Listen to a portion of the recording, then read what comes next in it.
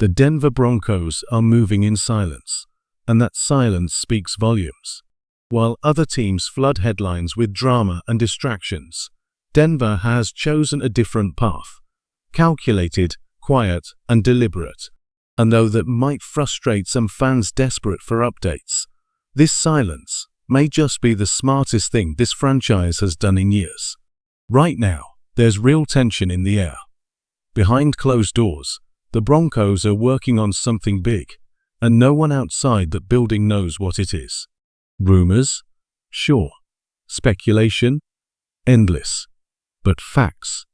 Just 5 crucial names: Nick Bonito, Courtland Sutton, Zach Allen, John Franklin Myers, and Malcolm Roach, all players who could be extended before training camp. And yet, complete radio silence. Some fans are panicking. Why haven't we heard anything? They ask. But here's the truth. Silence isn't a sign of dysfunction. It's a sign of discipline. Remember last offseason? No leaks. No drama. Not even a whisper, until moves were finalized. That's Sean Payton's system in action. Precise. Tight-lipped. Ruthlessly efficient. Even the coaching staff was locked in with little to no media noise. When mandatory minicamp rolled around, everyone showed up. That's not luck, that's leadership. And this culture shift, it goes all the way to the top. The days of social media hype and empty slogans are over. When Russell Wilson once broadcasted every move with Broncos country, "Let's ride," Payton made it clear, enough with the performance. This team wins by action, not by attention. Today, this team is built like a unit preparing for battle, not a circus chasing cameras. So if you're wondering why it's so quiet in Denver, it's because something serious is happening. And when it hits, it won't be whispered. It'll shake the league. This is the kind of toughness you don't hear about, because the Broncos don't broadcast it. Linebacker Alex Singleton played nearly an entire half of football. On a torn ACL, 49 snaps. No headlines. No social media hype. Just grit. He didn't fly home. He stayed with the team on the road. Went horseback riding. Played paintball with his teammates like nothing happened. It wasn't until days later, during required media availability, that head coach Sean Payton even acknowledged the injury.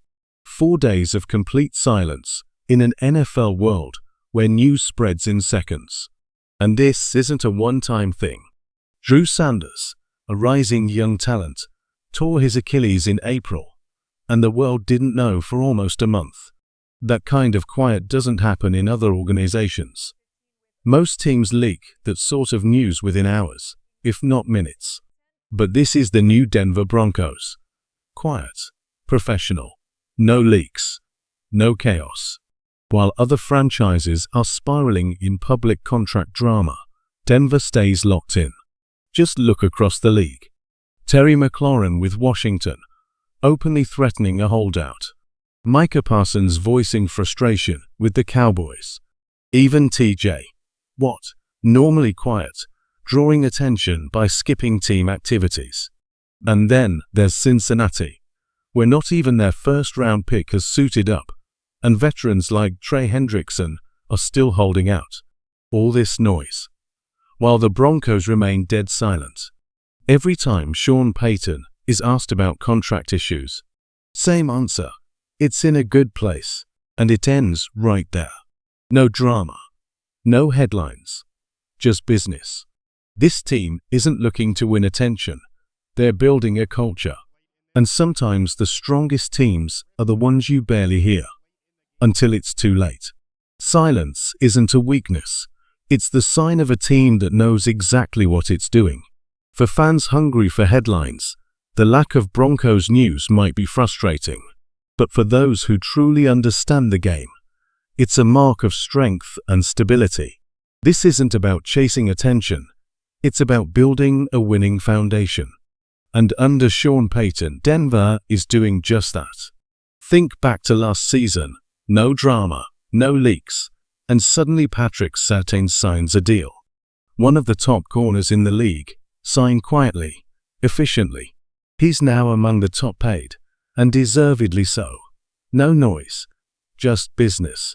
Same with Quinn Miners, one of the most underrated and dominant guards in football. Extension done, under the radar. That's how this team operates. Now the question becomes, who's next?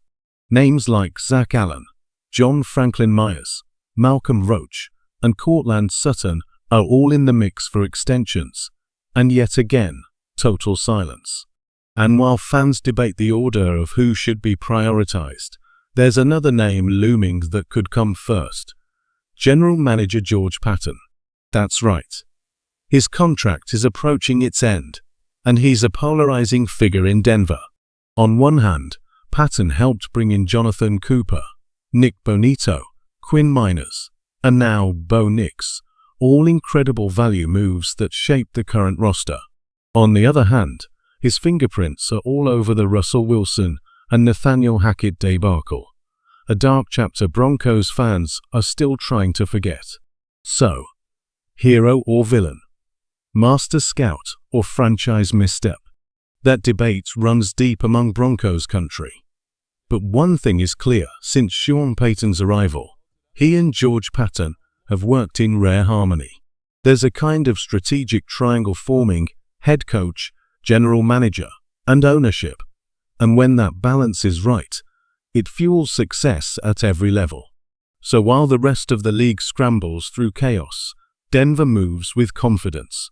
No headlines, no leaks, no panic, just precision, and maybe, finally, a path back to greatness. They said George Patton was done in Denver, but they were wrong. When Sean Payton arrived, most assumed it was only a matter of time before George Patton was shown the door. But instead of conflict, we've seen cohesion, a front office that's now one of the most unified and effective in the league. The results speak louder than any rumor. Since the two Paytons, Sean and George, have joined forces, the Broncos have absolutely nailed the draft. Value picks, hidden gems, roster building moves that have reshaped this team's future. And while some fans still hold on to the disappointment of the Russell Wilson era, the truth is, almost the entire league misjudged that situation. What matters now is how Denver has bounced back, faster and smarter than anyone expected. George Patton has proven he belongs. Around the league, he's respected as one of the top evaluators of talent, not just by media, but by executives and scouts alike. Re-signing him wouldn't just be smart. It might be essential. But while front office decisions loom, there's a much bigger question developing on the field. Nick Bonito. He's young. He's explosive. And last season, he was pushing sack numbers on par with TJ Watt at just 25 years old. Alongside Jonathan Cooper, he formed what Puff ranked as the best pass rushing duo in the entire NFL. So what now? Do the Broncos lock him up early, risking a massive long-term deal based on just one breakout season? Or do they wait, gamble on another year of dominance, and risk paying an even higher price if he hits the open market? Right now, Bonito could be extended for somewhere around $20 million per year. Wait too long, and that number could skyrocket to $25 million or more, especially if he repeats the Pro Bowl level production. But there's also risk. What if last year was a peak, not a pattern? This is the high-stakes game Denver's front office is playing, trying to secure a potential superstar without locking themselves into a contract that could backfire. Bet too early, and you might overpay. Wait too long, and you might lose him. That's the tension in Denver right now, and it's only going to heat up as the season approaches. Nick Bonito's future could define the next chapter of Broncos football. Do you wait and let him prove it one more time, risking a higher price if he dominates again? Or do you bet on him now, locking him in before the rest of the league realizes what he's becoming? This is where Sean Payton's judgment becomes everything. If Payton believes last year was Bonito's ceiling, then the front office may wait, letting him play out the season before committing long-term.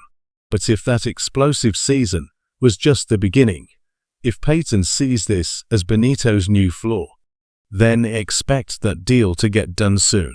The stakes are massive. One decision could save the team millions, or cost them a rising superstar. And while all eyes are on Benito, Courtland Sutton still lingers as another key storyline, especially with the chemistry he's developing with rookie quarterback Bo Nix. That connection could reshape this offense and influence every roster move that follows. Either way, the clock is ticking, and football is almost here. Broncos country, get ready. This season is going to be a turning point. The silence won't last much longer, and when the action hits, it's going to hit fast.